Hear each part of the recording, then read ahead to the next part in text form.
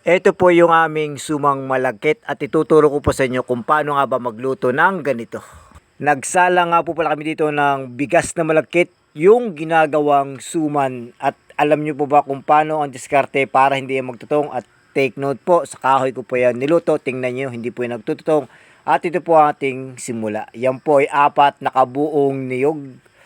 Isang planggana po yan. At syempre, bago nyo po ilagay sa kawali, salain po natin dahil medyo may tira-tira po yung mga sapal. Kaya sasalain pa po natin yan. At pag yan naman po ay kumulo na, saka natin lalagyan po ng asin. Yan po yung pampaalat ng suman kapag nagawa na.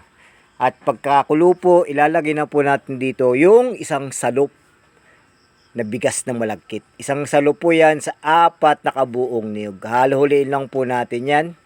Pag nahalo po natin yan, ang diskarte po, paliliitin po natin yung apoy. Yan po ay sa kahoy ko sinalang.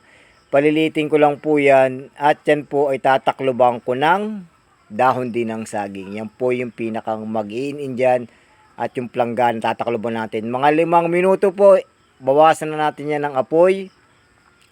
At pagkabawas po natin ng apoy, 10 minuto atin po yung babalik ta rin. At ito po yung aking ginagamit na tali po yun ng buli.